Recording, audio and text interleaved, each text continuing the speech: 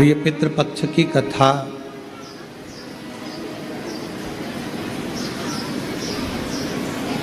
माँ पार्वती जी का जो ननिहाल है पितृ,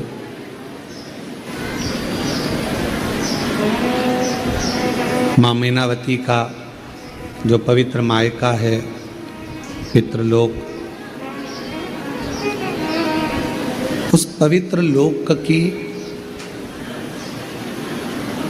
आनंद की अनुभूति कैसे हो, हमारे जीवों का कल्याण कैसे हो, उस पर आधारित ये शिव महापुराण की कथा।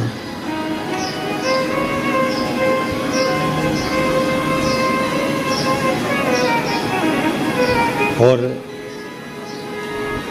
इनकी आवाज़ मेरे को नहीं चाहिए, थोड़ा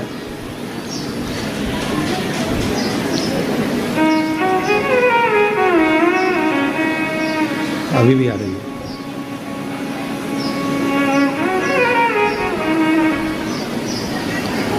बजाओ। भगवान अभी भी आ रही है। भगवान शिव,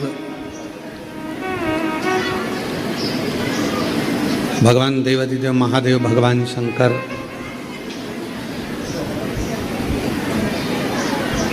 भगवान शंकर की अविरल भक्ति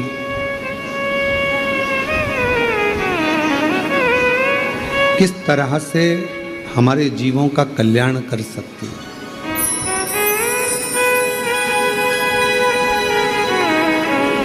वैसे तो शिव महापुराण की कथा कहती है कि मानव स्वयं भी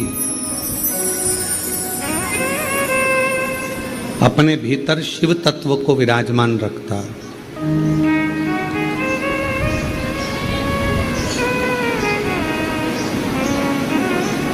और भगवान शंकर की अविरल भक्ति को अपने अंदर उतारता ही रहता है।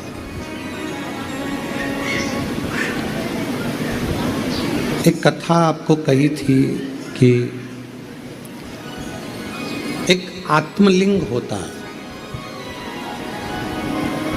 आत्मलिंग जो हमारी आत्मा है, हमारा जो शरीर है, हमारा जो मन है, हमारा जो चित्त है, हमारी जो वृत्ति है, वो स्वयं एक लिंग की तरह है। आप ठीक है?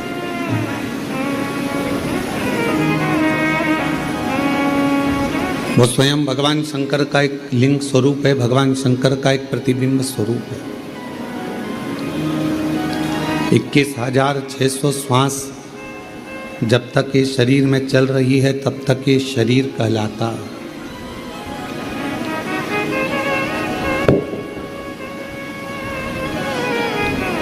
और 21,600 श्वास जिस दिन चलना बंद हो जाती है, फिर वो शरीर नहीं रहता, केवल शव बन जाता है।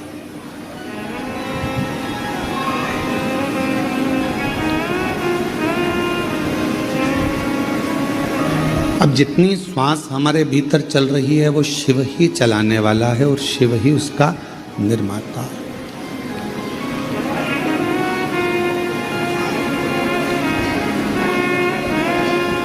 जब हम दिल्ली गए तो दिल्ली में एक मीडिया वालों ने एक प्रश्न किया, क्या आप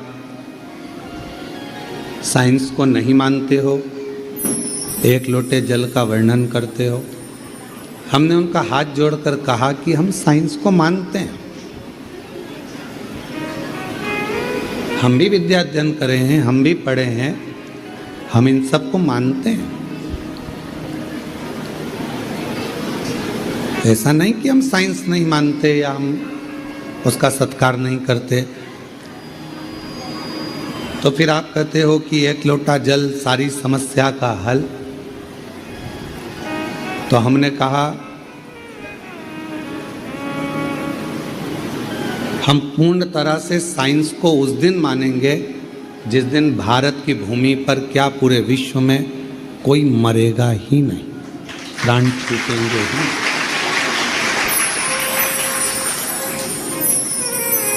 क्योंकि मृत्यु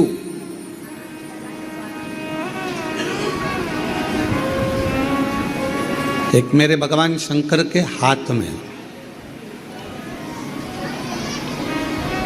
जन्म मेरे शिव जी के हाथ में है। जन्म मरण परण, जन्म मरण परण, विवाह, फेरे, शादी किससे होना है, कब होना है, कहाँ होना है, शिव जी के हाथ में है।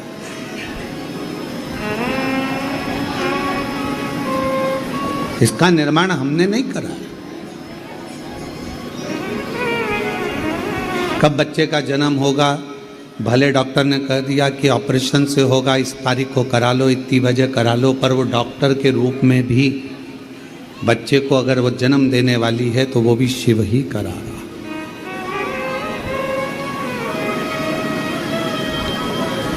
किसी किसी के लिए कह दिया जाता है कि इसका अंतिम समय चल रहा है, इसको घर ले जाओ, इसके प्राण छूटने वाले हैं, और मालूम पड़ा वो 2-4 साल निकाल देता है।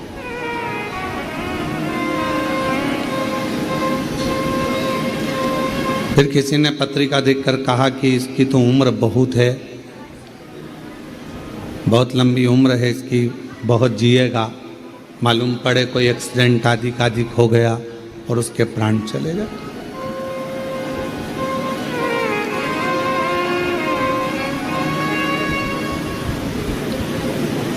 जीवन का कोई भरोसा नहीं है।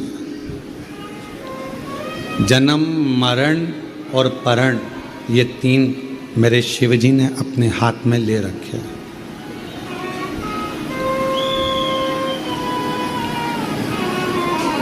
अब आपको अपनी अच्छी जिंदगी जीने के लिए खूब मेहनत भी करना है, कर्म भी करना है, उस मेहनत और कर्म के साथ भगवान का भजन भी करना है। कैसे? घर पर आते हो तो अपनी पत्नी से अच्छे से बात करते हो, ऑफिस में रहते हो तो ऑफिस की तरह पूरा काम करते हो कि मैं यहाँ जिस पद पर हूँ पद की गरिमा मुझे रखना। जो मैं व्यापार कर रहा हूँ तो मेरे व्यापार की गरिमा मुझे रखना।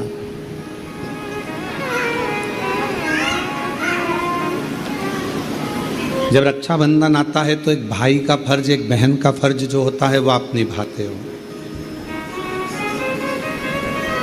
शादी ब्याह घर में होते हैं तो एक बड़े का फर्ज भी आप निभाते हो।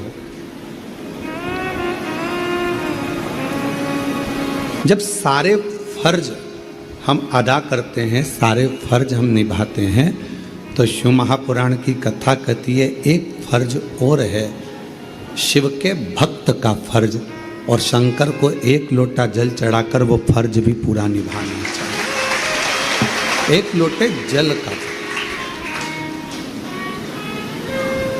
भगवान देवाधिदेव महादेव को 1 लोटा जल चढ़ा और अपना फर्ज अदा करो।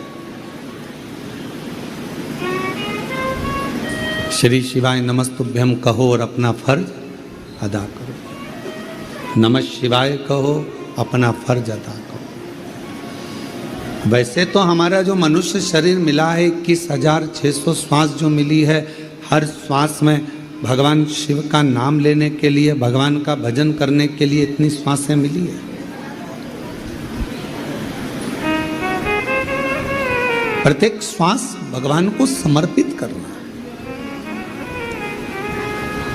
पर उन श्वास के साथ में अपने परिवार का पालन भी करना है, बच्चों को भी देखना है, कुटुंब को भी देखना है, रिश्तों को भी देखना है, नातों को भी देखना, सबको देखना। एक को पकड़ा और एक से मुख मोड़ लिया तो ये ठीक नहीं है।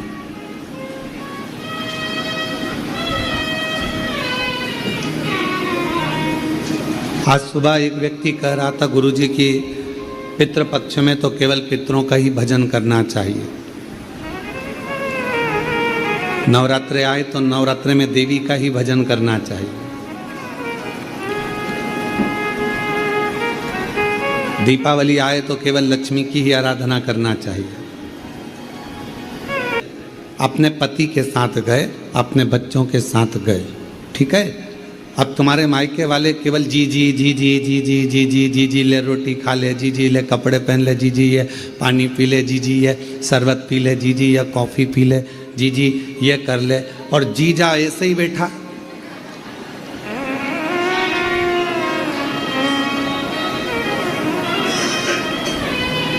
अब कोई जीजा को पूछ ही नहीं रहा। भांजा भांजी घर में आए हैं, उनको कोई आदर ही नहीं मिल रहा कि बेटा तुम ये खा लो कि ये पी लो। तो ईमानदारी से बोलो, क्या जीजी को अच्छा लगेगा? बोलो बोलो, जम के बोलो। नहीं, हाँ कहीं कहीं की जीजी को अच्छा लग सकता है, जो झगड़ा कर कर आ गई हो तो वो उसकी बात दूसरी है, पर जीजी को अच्छा नहीं लगेगा। अब भाई अपनी बहन के घर गया या मामा के घर गया, अपनी पत्नी को ले गया, अपने बच्चों को ले गया, और बहन के घर पर भैया भैया भैया ले पानी पी ले, भैया ले रोटी खा ले, भैया ये कर ले, भैया वो कर ले, और भाभी बेचारी कुर्सी पर बैठी, उसको कोई नहीं पूछे। भाभी के बच्चे बैठे हैं, उनको कोई नहीं पूछे, तो भैया को अच्छा लगेगा क्या? भैया को लगेगा जीजी तो मुझे इतना पूछ रही तो अपनी भाभी से भी पूछ ले कि चाय पिएगी क्या, कॉफ़ी पिएगी क्या, भोजन करेगी क्या, ये सामान लेगी क्या, वो सामान, तो पूछने में क्या जा रहा।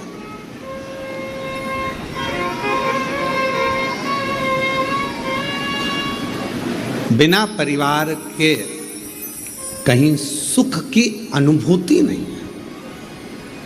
तो शिव महापुराण की कथा कहती है, अगर नवरात्रे आए तो शिव को जरूर पूछिए, भगवान शंकर को एक लोटा जल जरूर चढ़ाइए। पितृपक्ष आए तो शिव को एक लोटा जल जरूर चढ़ाइए। रामनवमी आए, शंकर भगवान को एक लोटा जल जरूर चढ़ाइए। कृष्ण जन्माष्टमी आए, भगवान शंकर को एक लोटा जल जरूर चढ़ाइए। और संसार के जितने त्यौहार आते हैं उन सभी त्यौहार में जिस दिन तुमने शिव को एक लोटा जल चढ़ाना प्रारंभ कर दिया, उस दिन आपके दुखड़े मिटना अपने आप प्रारंभ हो। हम दुख को क्यों घेरते? कोई कहता है हमारे नवरात्रि आती है और हमारा टेंशन आता है, कई बार परेशानी आ जाती है। कोई त्यौहार आता है तो हमारे घर में चिड़चिड़ होने लगती है। हमारे यहाँ सत्यनारायण की कथा होती है तो कहीं ना कहीं लड़ाई होने वाली होती है। हमारे यहाँ यह अनुष्ठान यज्ञ कराने की सोचते हैं तो कुछ हो जाता है, अच्छा करने का, सुंदरकांड कराने का सोचते हैं तो कुछ हो जाता है, रामायण कराने का सोचते हैं तो कुछ हो जाता है, किटी पार्टी होती है तो कुछ नहीं होता।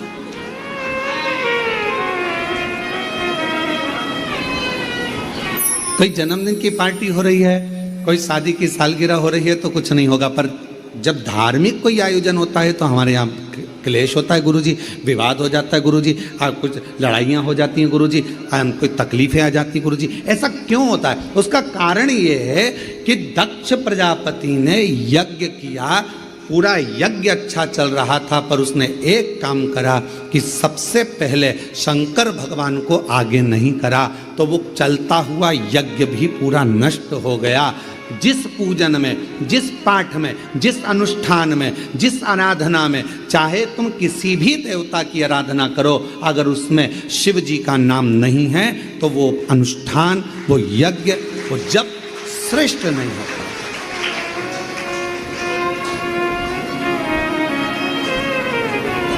उसकी श्रेष्ठता नहीं हो सकती।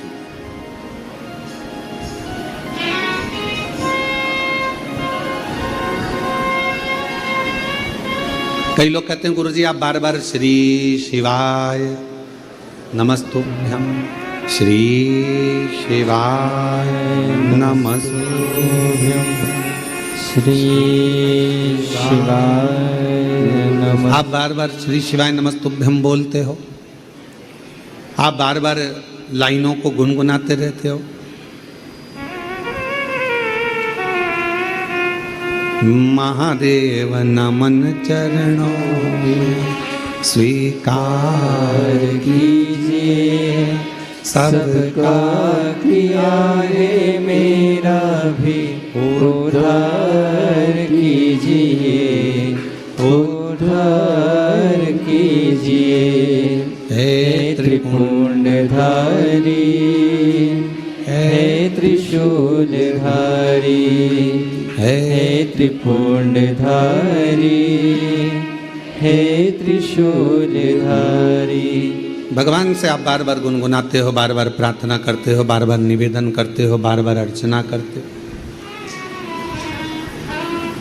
एक ही लाइन को आप बार बार गुनगुनाते हो, इसका कोई लाभ है क्या? नींद आती है और लल्ला सो जाता है। उसी तरह जब हम 25-50 बार भगवान को पुकार लेते हैं तो जैसे लल्ला को सो जा बोलने से नींद आ जाती है, भगवान को पुकारने से भगवान आ जाता है। इसलिए बारंबार पुकारा जाता है, बारंबार स्मरण करा जाता है।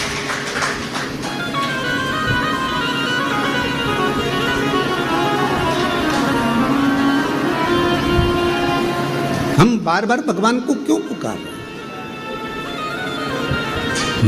मैंने तेरे ही भरोसे बाबा, तेरे ही भरोसे हवा विच उड़ती जावांगी बाबा, वहाँ डोर है तो छड़ना में कटी जावांगी। भोले मैं तेरी पतंग, भोले मैं तेरी पतंग हवा विच उड़ती जावांगी बाबा, डोर है तो छड़ना में कटी जावांगी। भोले मैं तेरी पतंग, शंभो मैं तेरी पतंग हवा विच उड़ती जावांगी बाबा, डोर है तो छड़ना में कटी जावांगी। भोले मैं तेरी पतंग, शंभो मैं तेरी पतंग। शिव कथा कह रही है, भगवान शंकर का चरित्र कह रहा, शिव महापुराण की कथा कह रही है, भगवान देवादिदेव महादेव का प्रसंग कह रहा। क्यों हम बार बार गुनगुनाएं? बारंबार गुनगुनाने से, बार बार बोलने से भगवान की अविरल भक्ति हमें प्राप्त होती।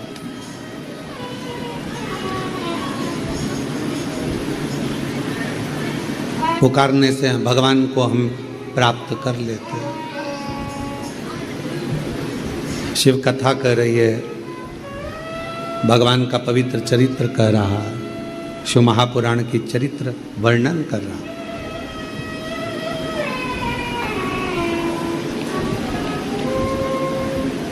ये 21,600 जो श्वास है, इन 21,600 श्वास में से कुछ श्वास शिव जी को देना प्रारंभ करें, पूरी नहीं। परिवार को दो, नातों में रखो, कुटुंब में रखो, कबीले में रखो, रिश्तेदारों में रखो, मना नहीं, पर थोड़ा।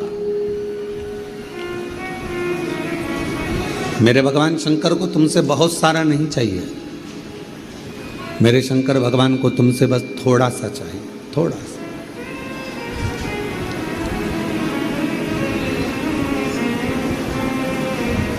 परमात्मा को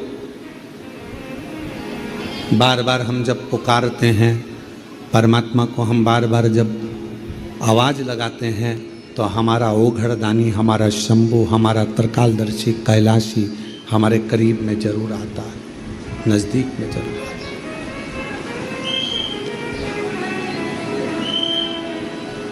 किसी ने पूछा कि एक लोटा जल हम भगवान देवादिदेव महादेव को चढ़ाने के लिए जाते हैं, शिव जी को हम जल चढ़ाने के लिए जाते हैं, तो क्या शंकर भगवान के नंदी के कान में कुछ कहना जरूरी है? शिव महापुराण ने कभी किसी चीज का प्रेशर नहीं दिया आप पर कि नंदी के कानों में कहना जरूरी है, या जल चढ़ाना जरूरी है, या चावल चढ़ाना जरूरी है, या बेलपत्र चढ़ाना जरूरी है। शिव महापुराण ने तो केवल इतना कहा, दिल से तुमने अगर उस परमात्मा को याद कर लिया तो वह परमात्मा तुम्हारा कल्याण जरूर करेगा, निश्चित। दिल से।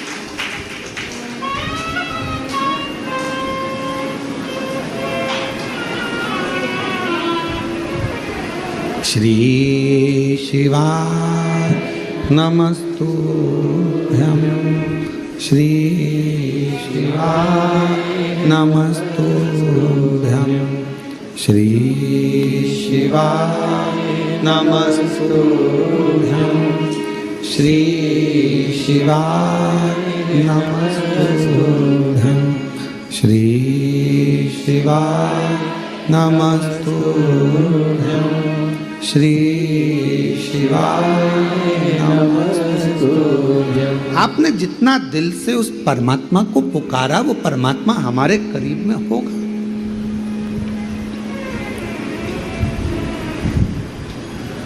जन्म उसके हाथ में है,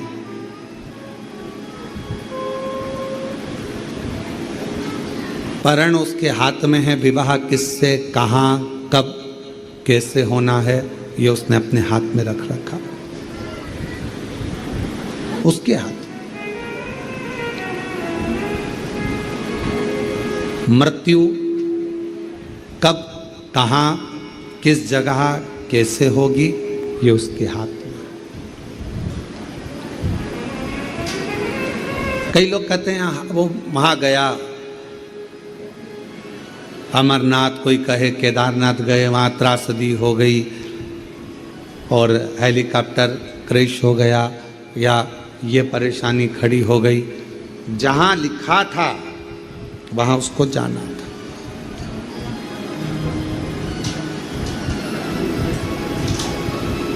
मृत्यु व्यक्ति को खींचते खींचते वहां तक लेकर जाती ही है। मृत्यु, जन्म जहां लिखा है, आपका जन्म जिस जगह का लिखा हुआ है, जहां लिखा हुआ है वहां पर आपका जन्म होगा, ये निश्चित है। परण विवाह, कितनी लड़कियां देखी, कितने लड़के देखे, कितने संबंध आए, कितने कितने संबंध आए, पर परमात्मा को जहां जब लिखना था उसने तब वहां लिखा। ये उसके हाथ। अब इसमें आप और हम कुछ भी नहीं। हम क्या कर सकते हैं? केवल अपना कर्म कर सकते हैं, अपनी मेहनत कर सकते हैं। और हम बच्चों से हमेशा कहते हैं कि अपने कर्म को करने में, मेहनत करने में कभी पीछे मत हटो। जितनी मेहनत आपने आज करी है उससे 4 गुना ज्यादा मेहनत एक एक बेटा बेटी करे, एक एक नवयुवक बच्चे करे। जितनी पढ़ाई तुमने आज करी है उससे 4 गुना ज्यादा पढ़ाई तुम अब करो। तुम्हारा जो लक्ष्य है वो पूरा जरूर होगा।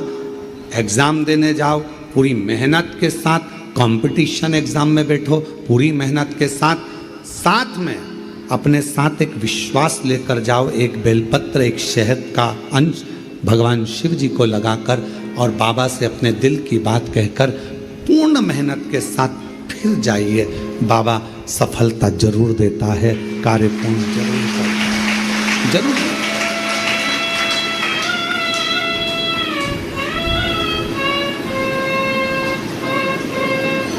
थोड़ा परिश्रम